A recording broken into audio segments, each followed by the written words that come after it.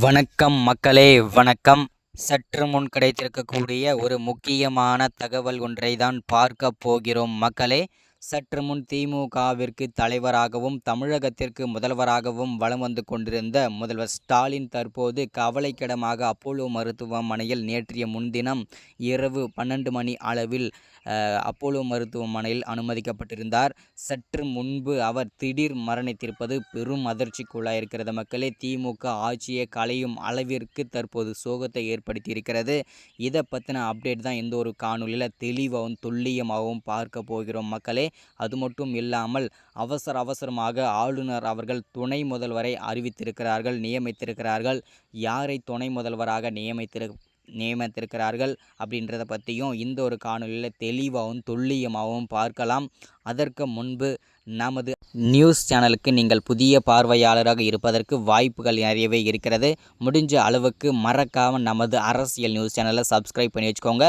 Like பண்ணுங்கள், share பண்ணுங்கள். தொடர்ந்து வீடியோ போடுறேன், மறக்காமல் ஷேர் பண்ணுங்கள். ஓகே, வாங்க வீடியோக்குள்ளே போகலாம். அது மட்டும் இல்லாமல் கள்ளக்குறிச்சி மாவட்டத்தில் நேர்ந்த கோர சம்பவத்தை பற்றியும் இந்த ஒரு காணொலியில் காண்போம். சற்று முன்பு கிடைத்திருக்கக்கூடிய ஒரு முக்கியமான பரபரப்பான தகவல் என்ன அப்படின்னு கேட்டிங்கனாக்கா, திமுகவிற்கு தலைவராகவும் தமிழகத்திற்கு முதல்வராகவும் வலம் வந்து கொண்டிருந்த முதல்வர் ஸ்டாலின் நேற்றைய முன்தினம் இரவு 12 மணி அளவில் அப்போலோ மருத்துவமனையில் தனது இரத்த புற்றுநோய் சிறு வயதிலிருந்தே இருந்திருக்கிறது. இரத்த புற்றுநோய் முற்றிவிட்ட காரணத்தினால் அவசரமாக அப்போலோ மருத்துவமனையில் அனுமதிக்கப்பட்டிருந்தார். தற்போது அவர் மரணம் எய்திருக்கிறார் என்று சொல்லிட்டு அப்போலோ மருத்துவமனையிலிருந்து பல செய்திகள் வெளியாகி கொண்டிருக்கிறது மக்களே. அது மட்டும் அல்லாமல் அவசரமாக துணை முதல்வரை ஆளுநர் அறிவித்திருக்கிறார், நியமித்திருக்கிறார்கள்.